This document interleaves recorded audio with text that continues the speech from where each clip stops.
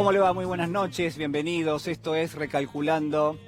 Mira, hay una Argentina que ignora y hay una Argentina que es ignorada. Y a lo largo de nuestros años, como historia, como país, si hay algo que queda en claro, es que hay un sector muy importante de la sociedad que ha sufrido y que sufre de una forma realmente notable.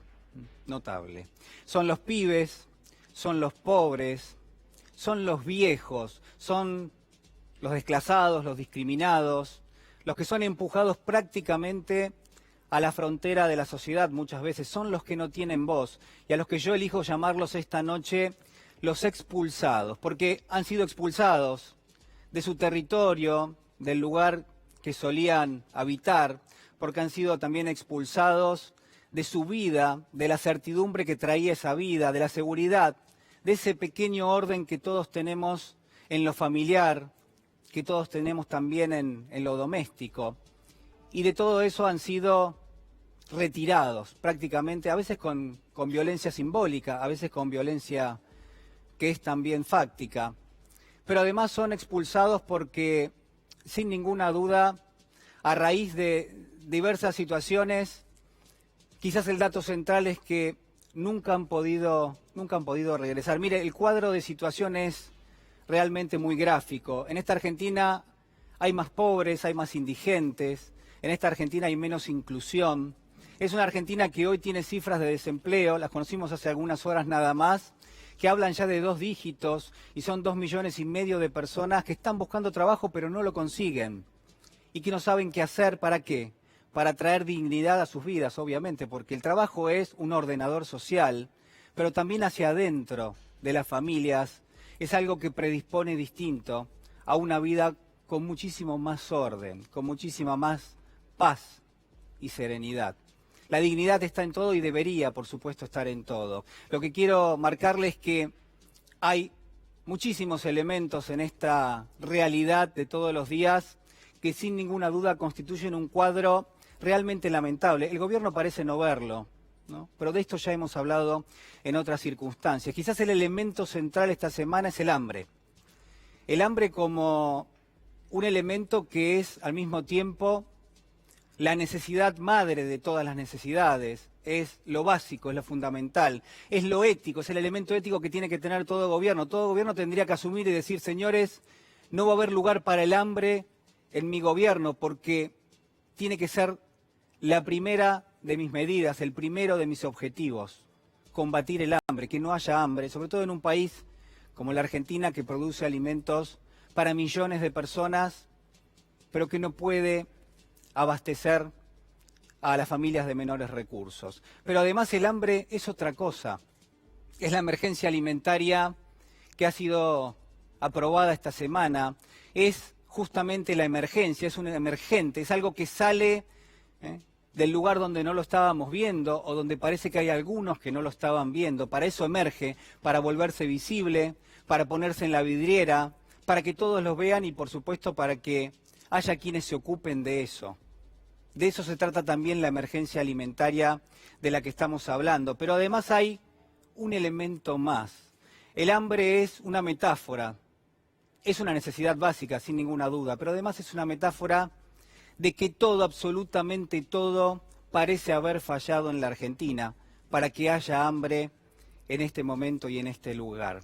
Yo, pensando quizás en esta situación, podría decirle, mire, detrás de todos estos elementos que le estoy mencionando, puede haber dolor, puede haber tristeza, puede haber angustia, puede haber muchísimas limitaciones, puede haber también frivolidad como la que esbozan algunos funcionarios del gobierno, banalidad en los manejos, pero hay otro lado que me interesa puntualmente ponerle ante los ojos esta noche, y es que también hay un costado que tiene que ver con la infancia, que tiene que ver con los recuerdos, que guarda una relación con lo elemental, con lo básico, con aquello que constituye las primeras horas, los primeros días, los primeros meses y años de cualquier vida, y que son fundamentales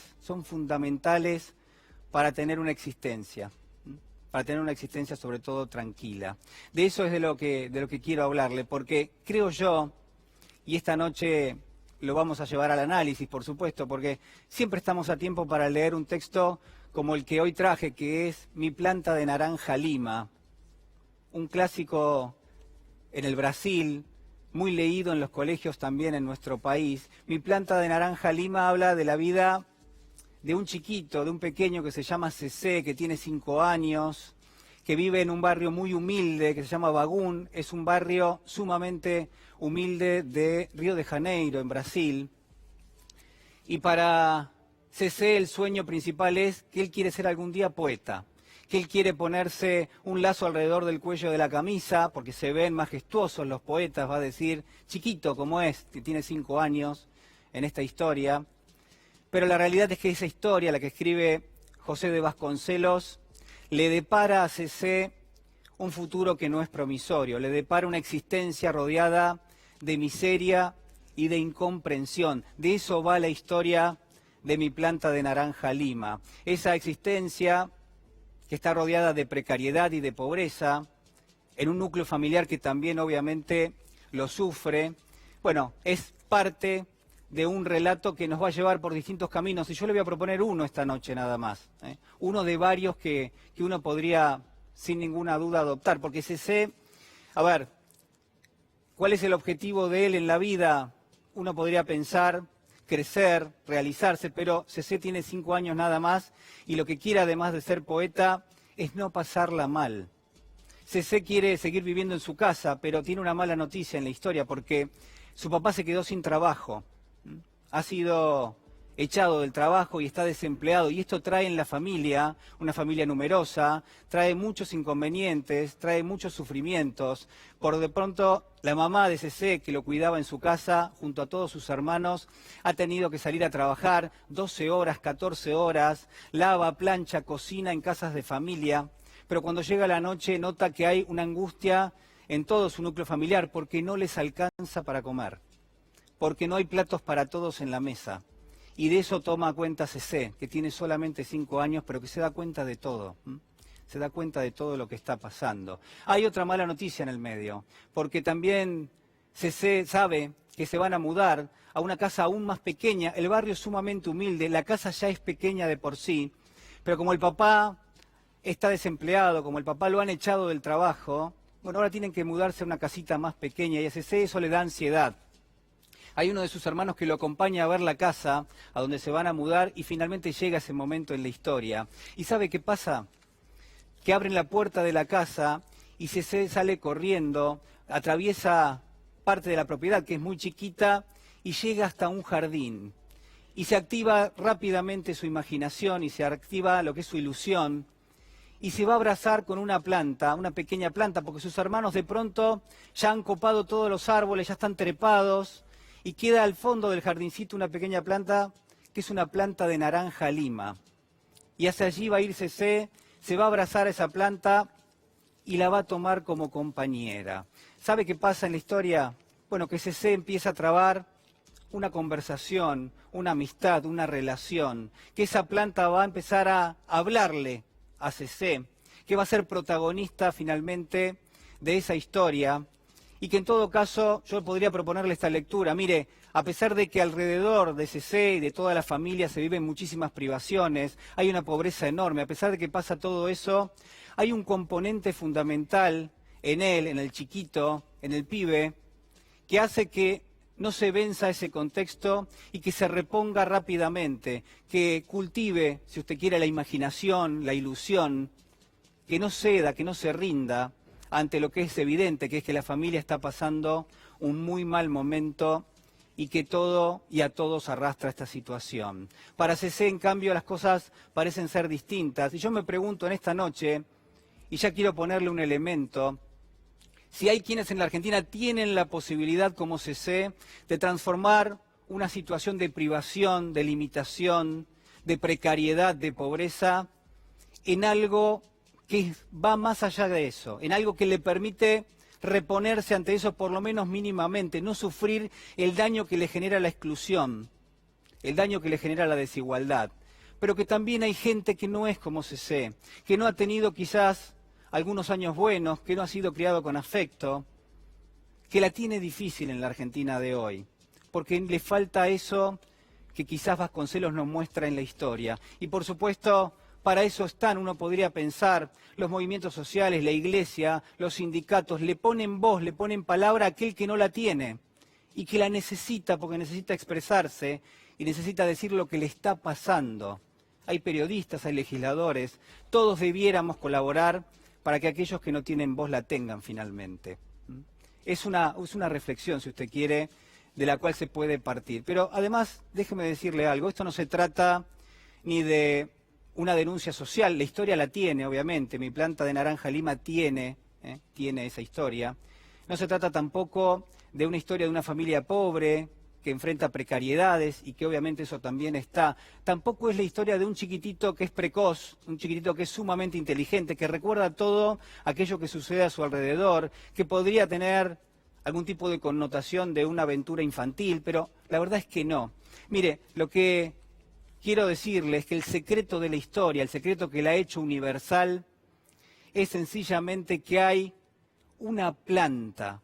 Hay una planta en un jardín, en una casita perdida, en un barrio humilde de Río de Janeiro, en Brasil, que es como cualquier otro barrio humilde de cualquier lugar de Latinoamérica, y que esa planta de pronto empieza a hablarle a un chico, y se transforma en su compañera, y se transforma en su confidente, y de pronto es una excusa ¿para qué? Para usar la imaginación, y para usar la ilusión, y para usar los recuerdos, y está claro que detrás de esa conversación que va a tener lugar en la historia, se esconde algo más que es la capacidad, maravillosa capacidad de los chicos, pero sobre todo de CC, de hacer algo con todo eso que pertenece a un tiempo que fue mejor y que ya no lo es. Hacer algo con eso que pertenece a ese tiempo que fue mucho mejor y que en definitiva ya no lo es. Mire, en una Argentina que es mucho más pobre, que es indigente, donde hay desigualdad y donde no hay inclusión, habrá que preguntarse si a nosotros, si a usted en su casa, no nos queda un espacio para generar algo de esa ilusión, si no nos podemos reponer ante este contexto, si no hay quienes necesitan reponerse ante este contexto, si no se tiene la fuerza o la voluntad para hacerlo, pero sobre todas las cosas, para terminar, sobre todo si no podemos recuperar parte de ese pasado que tuvimos, que seguramente todos tenemos, las palabras de papá, de mamá, de un abuelo, de una abuela, de un amigo, de alguien que ya no está, un ser querido que se fue, pero que recordamos su timbre de voz, la forma en la que nos decía las cosas. Si no podemos recuperar todo eso y si eso no nos sirve para enfrentar este contexto que es tan dramático, porque si no, ¿sabe qué? Si no, ¿a quién le vamos a decir esta noche que no todo está perdido, que por algún lugar hay que empezar? Si no, ¿a quién le vamos a decir esta noche si no es a nuestra planta de Naranja Lima? Acompáñeme porque ya está con nosotros Luis Arias, ex juez, precandidato a intendente de La Plata. ¿Cómo estás, Luis? Buenas noches. Muy bien, sumamente gratificado por esto. Por este modo de empezar. Bueno, a ver, es un contexto obviamente muy complejo el de la Argentina. Sí. Hay, digamos, yo veo que hay funcionarios que son refractarios a la realidad y un poco me interrogaba y traje esto porque, traigo esta historia a colación porque me parece que hay realidades que se instalan, que son parte de la historia incluso argentina en muchos aspectos, han recrudecido obviamente. Pero ¿qué puede pasar en la cabeza de un funcionario que no quiere aceptar una situación que a todas luces se decanta por todos lados? ¿Qué te parece? ¿Qué puede pasar? Y que se naturaliza, ¿no? Que es lo peor que puede sucedernos, empezar a creer que estas cosas, son naturales, son daños colaterales de un sistema que no se puede transformar, que hay que aceptarlo. Yo creo que, yo he visto eso en muchos funcionarios, ¿no? Que miran realidades muy complejas, muy difíciles, y frente a eso dicen, esto no tiene solución, se retraen y enfocan hacia otro lugar. Argentina tiene situaciones de pobreza estructural, por supuesto, no es nueva, pero lo que sí ha sucedido es que esto se ha agravado enormemente. Y los sectores que más lo padecen son los más vulnerables, los niños, los ancianos. Sí. A veces uno piensa que no tienen quien los represente, que no tienen voz, y para eso tiene que haber un Estado. Y yo creo que, aprovechando que nuestra gran líder y expresidenta habló de de un nuevo contrato social, un nuevo orden. Yo digo eso, un nuevo consenso político e institucional. Tiene que ser de una fuerte raíz humanista. Nosotros no podemos permitir que haya niños con hambre. Por cuestiones éticas, pero porque profesamos un profundo humanismo, que tiene distintas vertientes, cristiana, peronista, marxista, pero que es un humanismo que tenemos que ponernos de acuerdo en que no podemos admitir niños con hambre. En la ciudad de La Plata, que es mi realidad más cercana, en la periferia, un estudio hace poco demostró que el 70% de los chicos tienen déficit de calcio. Y eso es porque no ingieren la cantidad de lácteos suficiente. 70%. 70% en la periferia. Pero eso tiene que ver con que con el descuido de la familia, con el descuido del tiene Estado. Que ver que la gente no puede comparar. Directamente. No puede adquirir leche, no puede adquirir queso, mucho menos yogur. No puede adquirir lácteos por el precio, en el país de las vacas. Entonces esto es lo que nos debe doler.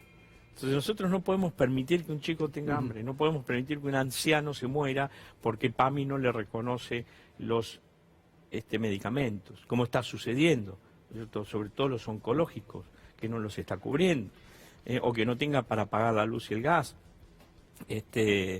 o que no tenga para comer, como se ha visto aquí. Entonces esas son las cosas que el verdadero sentido de la política, el verdadero sentido de nuestro trajinar cotidiano, en campañas, en acciones de gobierno, tiene que ser ese núcleo básico de coincidencia que tenemos que lograr entre todos los argentinos para incorporar a la vida política, institucional, pero también... Pero se puede partir de un elemento ético. Este es un gobierno que se supone que planteó 2 o 3 ejes, que obviamente no solo no cumplió, sino que además en gran medida las políticas que aplicó fueron en contra de esos objetivos. Digamos, pobreza cero obviamente va a terminar con una pobreza cerca del 40%. Entonces digo, evidentemente no hubo una intención de llegar a una pobreza cero. Hubo un gran cinismo y, digamos, un montaje de campaña. Había que hablar de los pobres y bueno, se dijo pobreza cero, pero realmente no había una convicción, por el contrario. No había una convicción en superar los problemas de pobreza. Esto era evidente. Algunos lo podíamos advertir y otros no, pero además nosotros ya tenemos las lecciones del pasado con lo que ha sucedido con el neoliberalismo, con el capitalismo extremo, transnacional y digamos globalizado. Y concentrado. Nosotros ya sabemos lo que sucede cuando se abren las puertas, cuando se abre esa caja de Pandora, porque tenemos la memoria histórica, algunos que lo hemos vivido en los 90 fundamentalmente. Entonces, nos volvió a suceder. Volvimos a tropezar con la piedra. ¿Cómo hacemos ahora para lograr un consenso institucionalizado? ¿Cómo se hace ahora? Bueno, yo creo que hay que trabajarlo, no pensando en la política como un lugar de disputa de poder, sino de encuentros y de acuerdos, logrando acuerdos, ¿cierto? Que sin duda alguna en el horizonte, allá lejos, porque hemos aprendido en este tiempo sobre la factibilidad, esto que nos enseña Dussel, ¿no? Que bueno, a veces sin perder el espíritu transformador, revolucionario, uno tiene que adaptarse a las relaciones de fuerza, a lo que se puede hacer, a lo posible. Bueno, no debemos perder de vista, por ejemplo, una transformación constitucional.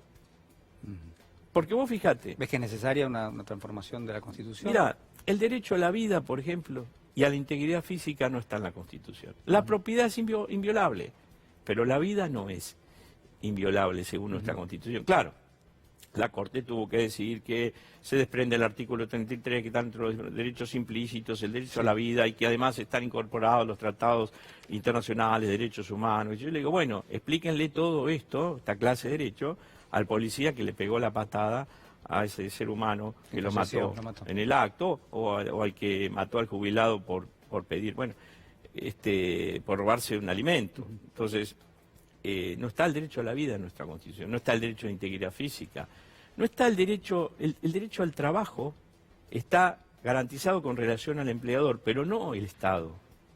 El Estado, la principal función de un gobierno es promover y proteger el trabajo. Porque sin trabajo no es posible vivir en una sociedad. sin dinero. El dinero se obtiene de dos formas, una de esas es trabajando. Sí. Entonces, si no tenemos trabajo, no podemos adquirir alimentos, no podemos adquirir vivienda, no podemos alquilar, no se puede vivir. Entonces, bueno, ¿cuál es la función después de proteger la vida? El derecho al trabajo. Eso tampoco está en la Constitución. Está con relación al empleador, pero no una obligación en cabeza del Estado. Vos sabés que me quedo pensando, obviamente, quiero preguntarte por la justicia, por el rol de la justicia en estos últimos años, por capítulos realmente donde la justicia ha demostrado, ahora me corrijo, digo, no la justicia, algunos jueces, algunos fiscales se han manejado de una forma sumamente opaca. Te quiero invitar a ver un informe chiquitito del fiscal rebelde, lo vamos a llamar así, Carlos Stornelli. Hoy se lo cruzó nuestro colega Lautaro Maislin. Vemos las imágenes.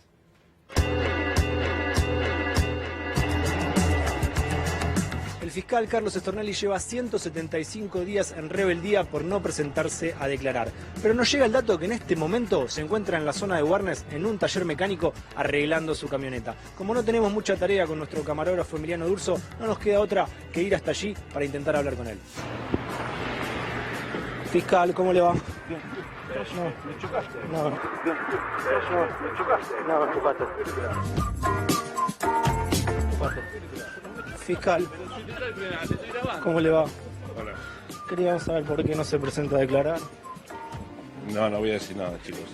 ¿Hasta cuándo no se va a presentar a declarar? No, cuando acordemos una entrevista hablamos, ahora no. ¿A dónde podemos coordinar una entrevista? Ahora no, pase a averiguar en la fiscalía. ¿La fiscalía podría llegar a venir al piso de ese 5N? No está el auto, no. ¿No debería dar el ejemplo y presentarse a declarar? Gracias, muchachos. Fiscal.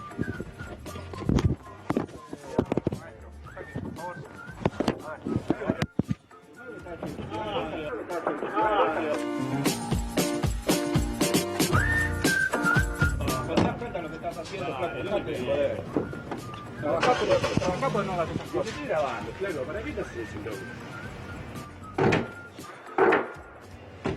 Va a romper acá la puerta, señor.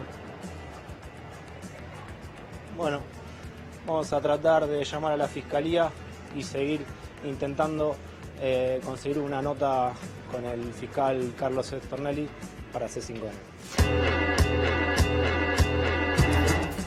Bueno, a ver, yo lo único que quiero decir es que evidentemente hay una actitud de prepotencia y patoterismo ahí en ese contexto. No es de Stornelli, pero es de alguien que estaba con Stornelli y que lo permite de alguna manera. Así que en ese sentido, mi solidaridad con Lautaro Maislin, que la verdad, digo, este tipo de notas debiera ser totalmente natural. Es un fiscal, perfectamente podría parar para hablar con un cronista. Bueno, no quiere parar, perfecto, pero digo que se sufra violencia en ese contexto, la verdad que me resulta, digo, a todas luces, muy poco feliz, la verdad. Luis. Sí, como una persona acorralada, ¿no? Sí, Como que no tiene escapatoria, que no puede enfrentar la realidad. Y hablábamos de la dimensión ética de la política y también tenemos que hablar de la dimensión ética de lo judicial, ¿no? Creo que, lo he dicho acá en otras oportunidades, Stornelli tiene causales suficientes como para ser destituido de su cargo. Pero, más allá de eso, está la cuestión ética. Porque un fiscal, la función de un fiscal, es investigar delitos y contribuir con el juez para el esclarecimiento de la verdad. Esa es la función del Ministerio Público básicamente. Pero ¿no? ¿por qué no lo destituyen, digamos? ¿Cuál es el Porque tiene protección política, ¿no? Obviamente. La protección política, bueno, es parte de la injerencia en el Poder Judicial. ¿De quién? ¿De quién es la protección? Pero del presidente de la Nación, no tengas duda. El presidente de la Nación pidió el juicio político de Ramos Padilla, que es el que lo citó a Stornelli, y no pidió la de Stornelli. Entonces, Entonces es una maniobra para tratar de defender a Stornelli. Las leyes se violan por acción y por omisión, ¿no es cierto? En este caso hay una omisión del Poder Ejecutivo en impulsar, y también de los miembros del Consejo de la Magistratura, en impulsar el juicio político a Stornelli. ¿Y esto en qué deriva? En una situación de protección, en una situación de impunidad, para el fiscal, que es contumaz, que no se quiere presentar a declarar ante un juez que está tratando de esclarecer la verdad de los hechos frente a un ilícito muy grave. ¿Y cuál es el rol de un ministro de Justicia? Porque uno supone que no se puede meter con la justicia porque es otro poder distinto, pero bueno, de todas maneras digo, Garabano ha jugado, el ministro Garabano ha jugado algún rol, parece, un poco por lo que estuvimos analizando y viendo, ¿no? En algunas cuestiones que son importantes y que por ahí no le corresponderían. La principal función de un ministro de Justicia es garantizar la independencia del Poder Judicial. Que los jueces y los fiscales puedan desarrollar su tarea. Creo que esto es lo fundamental, ¿cierto? No tomar injerencia directa en los asuntos de otro poder. Respetar, porque si uno se conduce conforme a la ley, conforme a derecho, no tiene por qué temer, pero tampoco permitir que otros poderes interfieran, no solamente el Ejecutivo, porque no solamente los poderes políticos interfieren, sobre todo el poder mediático. Recordemos, si no, la Corte de la Nación, cuando pidió la causa de la expresidenta, la causa de los cuadernos, para analizar las nulidades, inmediatamente la prensa canalla salió a decir barbaridades y la Corte inmediatamente se frenó, ¿cierto? Y no se suspendió el juicio. Yo no sé si ustedes recuerdan esa situación, pero bueno, me parece que la presión de los medios de comunicación es muy fuerte también respecto del Poder Judicial y la presión económica. Yo fui desplazado de mi cargo por la presión económica de las empresas energéticas del país porque yo frené el aumento tarifario. Usted había frenado los aumentos. Entonces, yo no tengo duda que fueron las empresas energéticas, aunada a la voluntad del poder político, por supuesto, que protege sus negocios, ¿no es cierto? Sobre todo del entorno cercano al presidente de la Nación, ¿no? Nicolás Caputo, Marcelo Mildrain, Rogelio Pagano en la provincia de Buenos Aires. Entonces, el Poder Judicial es un poder que no no tiene arraigo popular. Es decir, para permanecer en el cargo hay que congraciarse con los poderes fácticos y constituidos, medios de comunicación, poder económico, poder político. ¿Puede cambiar eso en la Argentina? Puede cambiar muy fácilmente, profundizando el camino que inició Néstor Kirchner con el decreto 22 en 2003, cuando se formó la Corte, la mejor Corte que hemos tenido en los últimos tiempos, después la Corte de la mayoría automática del gobierno de Menem y que prosiguió después. Fue una Corte que produjo progresos jurídicos muy importantes.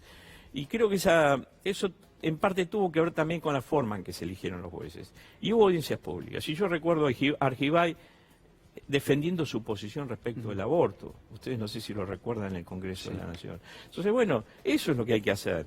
Incorporar al ciudadano, a las personas a la vida pública. Mirá, muchas veces nos quejamos de que la gente es apolítica, pero ¿cuántas posibilidades le damos desde el Estado de poder participar en la vida pública? Bueno, la designación de un juez, la designación de un fiscal es permanente, es para toda la vida, y sin embargo nadie se entera qué es lo que pasa, los prolegómenos, la génesis de su designación o de su postulación.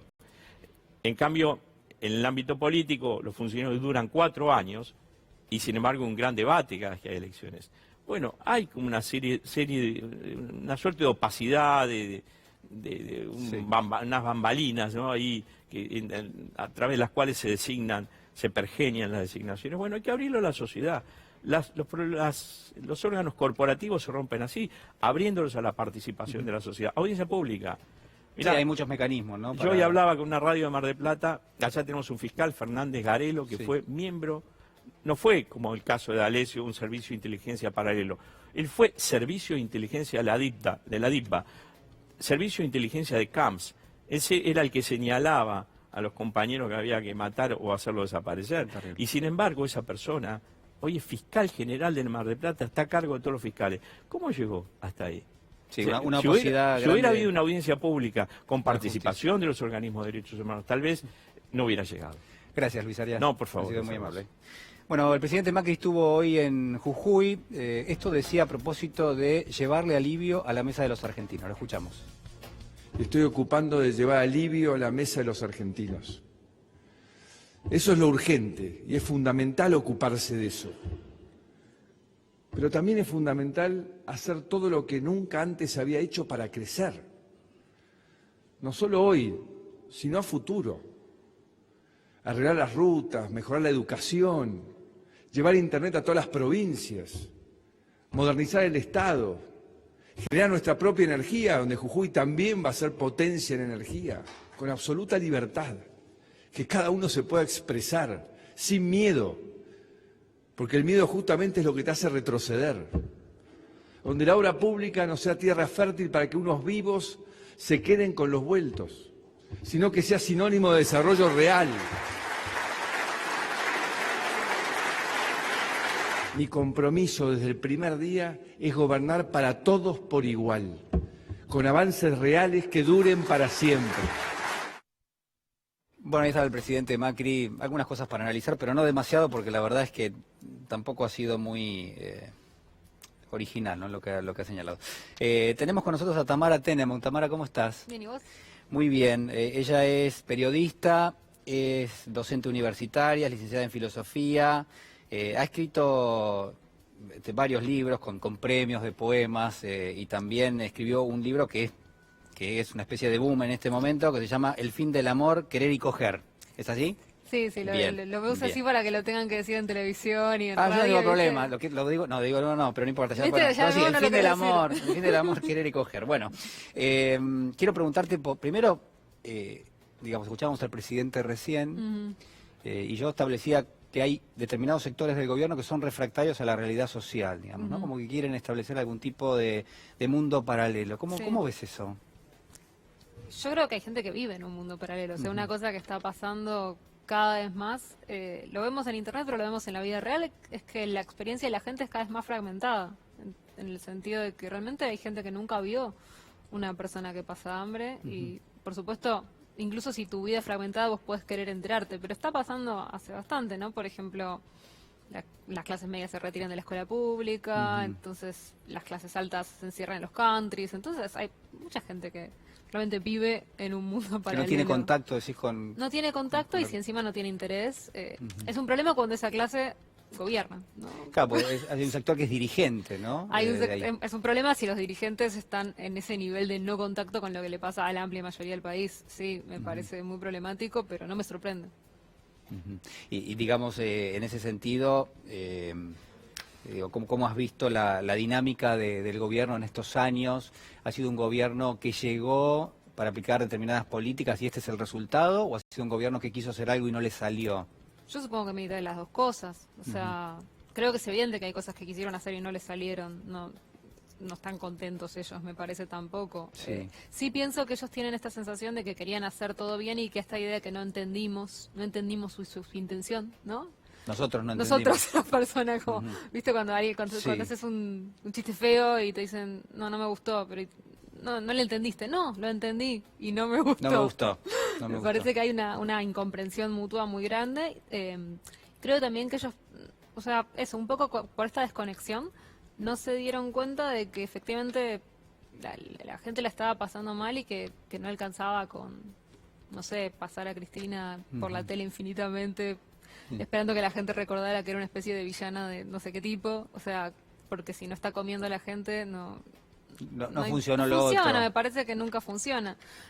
Si se te cae el salario real, se te aumenta la pobreza, digo, la gente no come vidrio, me parece que eso es evidente. ¿Sorprendió el resultado de las PASO o no? ¿A vos te sorprendió? A mí sí, yo la verdad que, o sea, yo sí esperaba una ventaja de Fernández, pero de ninguna manera esa, pero creo que cualquiera que te dice que la esperaba te está mintiendo hoy, ¿no? Pero ¿qué nos pasó? Y yo me incluyo, ¿no? Digo, porque tampoco yo esperaba una distancia tan contundente. Digo, ¿qué nos pasó? ¿Qué pasó con las encuestas? ¿Qué pasaba que uno no podía llegar a percibir? Bueno, en realidad sí, en la calle se percibía y uno no encontraba una explicación. Digo, ¿cómo podía ser que estuviesen parejos? Es que para mí era obvio una cosa, en el fondo, de sentido común era obvio que no podía haber una sola persona que no hubiera votado a Macri en 2015 que lo fuera a votar ahora, porque no podían haber ganado un voto. Eso era obvio. O sea, ganado no, pero... O sea, no podían haber ganado un voto, para mí eso era claro, entonces, y a la vez tenían que haber perdido, porque uno sabe que eso, yo creo que el voto, por lo que venimos viendo, tanto desde 2015 como antes, 2011 en realidad, es que la gente, no sé si todo el mundo tiene una afición política vinculada muy ideológicamente al antiperonismo, el peronismo, sino que la gente vota como está viviendo un poco. Entonces, me parece que eso, en el fondo era obvio lo que iba a pasar. O sea, las lógicas que se trataron de instalar pareciera que hubiesen funcionado en algún momento, pero cuando la realidad directamente se desbordó, se desplazaron. Yo en ese sentido creo que el grietismo está muy exagerado. Si pensamos en el 54% de Cristina, después pensamos en Macri, ¿y cuál es el común denominador de quien está perdiendo? Y que la gente está mal, digamos, y por supuesto lo que pasó para mí, la derrota de 2015 tuvo que ver con una situación de agotamiento, con unos años que habían sido económicamente peores que los que venían, y teniendo en cuenta lo que fueron estos años, en el fondo, eso, yo tampoco entiendo por qué no lo esperábamos. Mi recuerdo es que cuando fueron las elecciones yo pensaba, bueno, a ver, estos tipos tienen 3 gobiernos, o sea, tienen el control del poder público, controlan las elecciones. Tienen la Big Data, ¿no? Tienen la Big Data. Una máquina gigante, se supone. O sea, la calle está muy complicada, pero no se le fue todo al diablo a nivel 2001. Entonces yo dije, bueno, en el fondo podrían reelegir, o sea, porque las condiciones están dadas para que reelijan, aunque sea por poco. Sí. Pero en el fondo, o sea, era como toda esta cosa que yo armaba de, bueno, ¿cuántas veces un presidente en ejercicio sin un helicóptero no religió? Bueno, pocas. Pero la realidad es que por más que no hubo helicóptero, y eso yo creo que habla por suerte, ¿no?, de la salud de la democracia argentina. Digo, me parece que esta transición es una transición que creo que soy de las pocas que tienen esta opinión, pero es una transición que por más compleja que esté siendo, está siendo saludable, porque si lo pensamos, hacer un gobierno malo, y que sencillamente se vote otra persona y que no haya crisis política en el medio, ¿entendés? Que no se tenga que ir nadie por ningún lado, sino que haces un gobierno malo, te vas y viene otro. Eso es lo que tiene que pasar. ¿Qué otra cosa tiene que pasar en una democracia saludable? Ninguna, me parece a mí. De hecho, si reelegís haciendo un gobierno desastroso, probablemente hay que pensar de qué pasa con la democracia. ¿Te preocupa el futuro? Estaba leyendo el otro día y te mandé un tuit porque me parecía que fue fantástico un artículo que escribiste que se llama El futuro pasado de Rosca. Y hacías mención a una serie que yo, no sé si alguien la vio o no, pero la verdad que la recomiendo y seguramente a vos te gustó, que se llama Years and Years, que nos trae elementos de un futuro que parecen muy cercanos, porque hay tecnología que uno reconoce como familiar, pero un poquito más desarrollada, y también muestra cómo va cambiando el mundo. Pero vos pones en el artículo algo que me parece fundamental, que es que en algunos lugares del mundo lo que es una distopía, aquello que está en un futuro y que viene al presente en forma negativa, es algo que a nosotros ya nos pasó. Por ejemplo, en Years and Years, el primer capítulo, hay un corralito, la gente no puede sacar el dinero del banco y este hombre después de eso termina haciendo entregas en una bicicleta. Sí. Digo, eso ya nos pasó y bueno. A mí me parecía, lo que me resultó un poco indignante, era por un lado esta idea del corralito como una especie de distopía del futuro, que yo me la preguntaba de verdad, ¿esta gente sabrá los que lo escribieron? No sé, o sea, lo que pasó acá, digamos. ¿Lo vieron en Wikipedia o de verdad creen que lo inventaron? ¿Viste? Eso me pareció, si creen que lo inventaron y nunca se enteraron, es bastante fascinante. Pero así todo, creo que lo que más me molestaba, que lo puse, es que este muchacho que es asesor financiero, no sé cuánto tiempo después está manejando una bicicleta. ¿Vos conocés muchos asesores financieros que terminaron manejando bicicletas? No.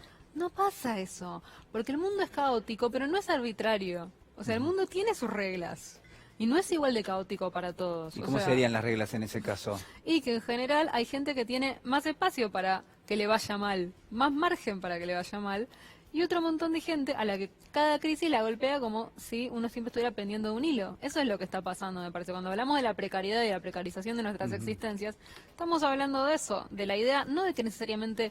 Porque yo pienso mucho en la vida de mis amigos estos años. La mayoría de mis amigos no son pobres, ninguno de mis amigos es pobre en términos monetarios, quiero decir.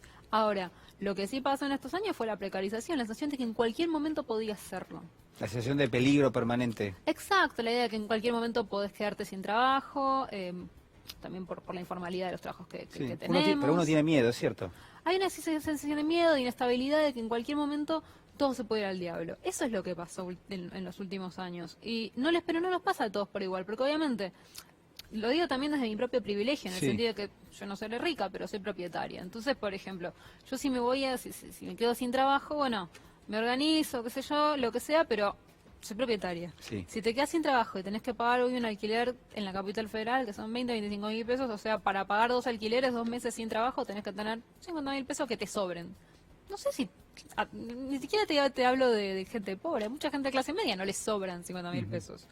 Entonces, realmente lo que me parecía de la serie es que eso era un poco ingenuo en el sentido de que lo que pasaba con esa precariedad era que era igual para todos. Y el problema del futuro, el problema de la precariedad es justamente esta fragmentación de experiencias, esta gente que vive en Recoleta y no tiene ni idea de cómo vive la gente en Mataderos. O sea, eso es lo que estamos viendo y hacia ese mundo es donde vamos. O sea, Todos vamos hacia ese mismo mundo, el futuro trae eso. Para mí, por ahora, el futuro lo que trae es una experiencia muy fragmentada y si no hacemos algo pronto, sí, va a traer una experiencia cada vez más fragmentada. O sea, la idea de hablar de el futuro como si en el futuro todos fuéramos a tener no sé qué sé yo, eso. Mis hermanas viven afuera, yo veía que ellas tienen el robotito de Alexa que le hablas y qué sé yo, pero yo no, sin ser pobre ni nada parecido, no lo tengo. Entonces, evidentemente, ya los accesos a todo lo que sea inteligencia artificial son diferenciales, del mismo modo que a casi toda la tecnología, con lo cual...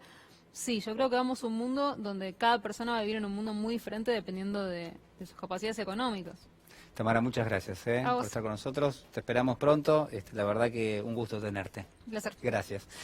Otra definición del presidente Macri hoy en Jujuy. Es una rueda gigante que impulsa a todos a crecer, ¿no? Y sé que muchos sienten que todavía no llega ese impulso, o que no lo ven en su bolsillo, o en su mesa de todos los días. Y los escucho, perdón. Generalmente no tengo el celular prendido, pero bueno. Y los escucho porque no he parado nunca de recorrer el país, ¿no? Ya he hecho más de 270.000 kilómetros por esta maravillosa Argentina desde que soy presidente. Pero quiero decirles que por eso estoy acá haciéndome cargo. Y estoy ocupando de llevar alivio a la mesa de los argentinos. Bueno, alivio a la mesa de los argentinos, decía el presidente de la Nación. Ojalá hubiese una preocupación previa, ¿no? Porque digo, hoy da la sensación de que es bastante tarde. Pero bueno, la verdad es que nunca es tarde. Señor José Nathanson, bienvenido. Marino, ¿cómo vamos? Periodista, escritor, politólogo, columnista de Página 12, muchos años redactor, director de Le Monde Diplomatique, director de una editorial. Digo, entre otras cuestiones, trabajás todo el día de punta a punta. De la mañana hasta que anochece. Sos uno más de a los que el sistema dice autoexplotate porque si no, no llegás a fin de mes. Sociedad de rendimiento. Exactamente, ya tenemos el mandato, hay que trabajar todo el día. Exactamente. Tamara recién decía, bueno, hay un tiempo de transición, ella ve... Tamara Tenenbaum ve que no hay una crisis política en el medio, que va a terminar un gobierno, va a arrancar otro. Sí. ¿Cómo analizas esto? Coincido, salvo que se produzca una hecatombe económica todavía más profunda de la que se vienen produciendo, cosa que no es descartable, pero tampoco está asegurado que pueda ocurrir así, daría la impresión de que el presidente va a terminar su mandato el 10 de diciembre como corresponde, lo cual es bueno. Creo que contribuye mucho el hecho de que ningún actor político y social relevante de la Argentina quiere que Macri se vaya antes, a diferencia de lo que ocurría en el pasado, digamos, ¿no?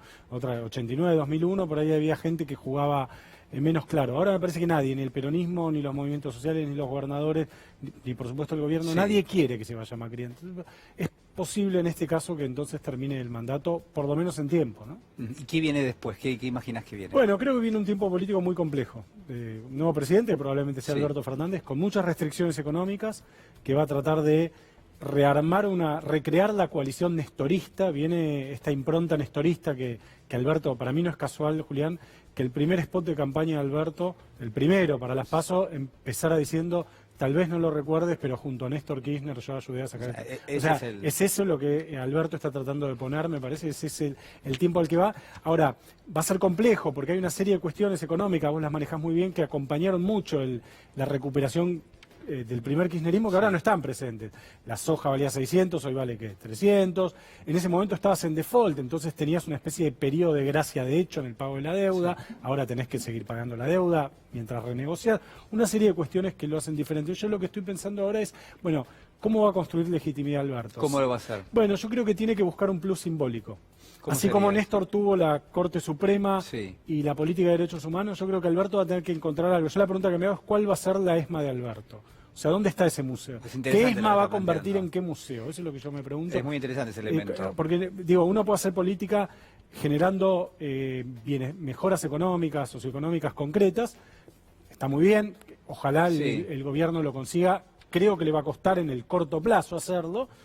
Entonces, mientras tanto, tiene que ofrecerle a la sociedad otras cosas. Digo, el macrismo, sin ninguna mejora económica, ganó las elecciones del 2017, por ejemplo. Simplemente hablando mal del kirchnerismo, hablando de la República, no sé qué. Bueno, ¿cuál va a ser el plus simbólico? Eso es lo que yo estoy tratando de pensar. La verdad que no lo veo todavía. Seguramente él lo va a encontrar, porque Alberto me parece un tipo muy talentoso, con mucha capacidad, y creo que él lo está percibiendo. Hay un ejemplo que es interesante, Julián, que es el de López Obrador en México.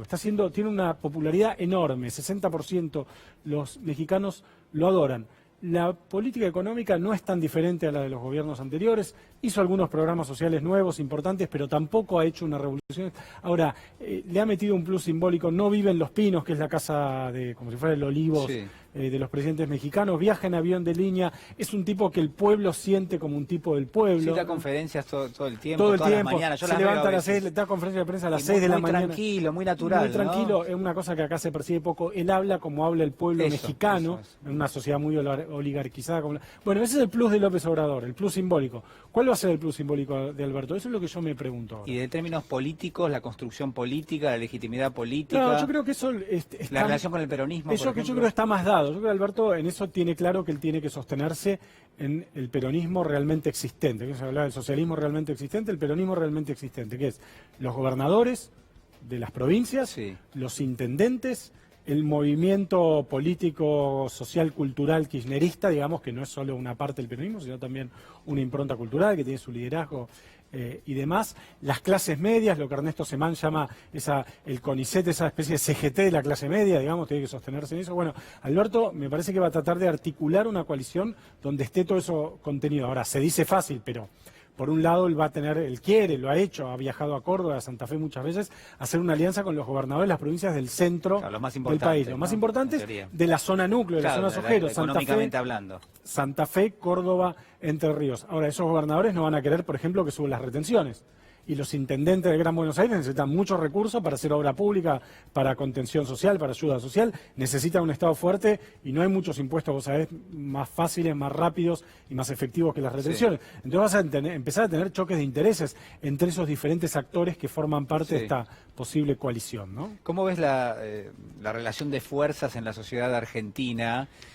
Si uno mira hacia atrás en los últimos años, uno podría pensar que la participación del asalariado, del trabajador, Sí. cayó con respecto a la participación de quienes manejan el capital en la Argentina. Sí, Digo, sí. ¿ves que puede haber algún tipo de marcha atrás con eso? No, yo creo que va a haber una reversión de ese desequilibrio que se produjo durante el macrismo, en el cual el factor capital sobre el factor trabajo se impuso Sí. de manera bastante clara, ¿no? Y creo que va a haber... creo que la sociedad argentina demostró durante el macrismo que a pesar de que el macrismo logró, creo yo, durante un tiempo construir una hegemonía política, una hegemonía sobre algo que tiene que ver con el sentido común de los argentinos, había una parte de la sociedad que demostró capacidad de resistencia. Hubo mucha marcha, mucha movilización, muchas cosas que el gobierno no hizo, no porque no quisiera, sino porque no pudo, porque chocó contra límites, porque chocó contra los sindicatos, porque chocó contra la sociedad movilizada. Entonces, eso está, ese activo está. Ahora, Alberto va a tener que lidiar también con una parte de la sociedad que piensa que el peronismo es un problema. Hay un sector, 30, 35, 40%, que no votó al peronismo, no va a votar al peronismo, y esa parte forma parte de los argentinos, es parte de lo que la Argentina es también. No, y ¿no? potencialmente también vamos a tener, me parece, un sector de la sociedad que lo va a votar Alberto Sí. Fernández, pero que le va a pedir resultados rápido, Efectivamente. o quizás está ilusionado con la idea de que ese resultado se va a dar Sí. en los primeros meses de gobierno, y por lo que vemos, por los elementos que Va a ser hay, complejo. va a ser Por muy eso yo decía difícil. que Alberto me parece que Sí. va a tener que buscar un plus simbólico, además de la expectativa social y Sí. económica. Yo creo de todos modos que Alberto está siendo en ese sentido muy cauteloso. Es una campaña casi sin promesas. Es decir, Alberto. es una campaña silenciosa, la del gobierno es silenciosa Silenciosa. totalmente. Sí, digamos. y la de Alberto es una campaña de una austeridad programática. Digo, comparemos con la campaña del 2015 en la que Macri decía, y Scioli también, que iban a bajar el impuesto a la ganancia, que iban a reactivar la Argentina. No sé. Nadie propone nada. Nadie propone nada porque saben que es tan difícil Claro. lo que viene, que si vos propones mucho, te lo pueden cobrar. Por eso Alberto está tratando de moderar expectativas. Decir, bueno, en esta primera etapa recibimos una situación muy complicada, nadie va a ganar mucho, además un pacto social, un acuerdo social entre Sí. diferentes sectores, significa que todos tienen que ceder un poco. Hablabas recién del sentido común, que se trabajó digamos, Sí. yo pienso, pero te lo voy a preguntar. Sí. ¿Se trabajó el famoso sentido común de los argentinos? Sí. Yo creo que sí, yo creo que lo que hizo Macri, bueno, escribí un libro sobre eso que ha sido un poco criticado en algunos ámbitos, pero Sí. no importa, es conectar con algunas corrientes que lo preexistían, con cosas que la sociedad argentina también es, el individualismo, la competencia Sí. individual, como el mérito, la idea La del bajada mérito. de línea neoliberal. digamos. Efectivamente, el neoliberalismo no como un programa económico, sino como una ideología social. Yo lo ponía como el neoliberalismo a nivel molecular, o sea, esa cosa neoliberal que se respira en la sociedad y que puede de repente ser un cuentapropista que no gana más que un asalariado, pero que se cree o se siente, no se cree, se siente empresario de sí mismo, digamos. Bueno, con eso logró conectar el macrismo. Ahora, eso va a seguir estando. Eso no es algo que porque se va Macri, la sociedad macrista, el otro día lo dije con el compañero nuestro, con Pablo Dugan acá, no es que se va Macri y la sociedad macrista desaparece, o la sociedad no peronista desaparece. Sí. Ese 30-35% va a seguir estando. Y Alberto va a tener que gobernar con eso. Y yo creo que ojalá Alberto le pueda hablar también a esa gente, también a esa gente que forman parte de lo que la Argentina es, digamos. Señor José Tranzo, muchas gracias. Gracias, Julián, un placer. Muy amable.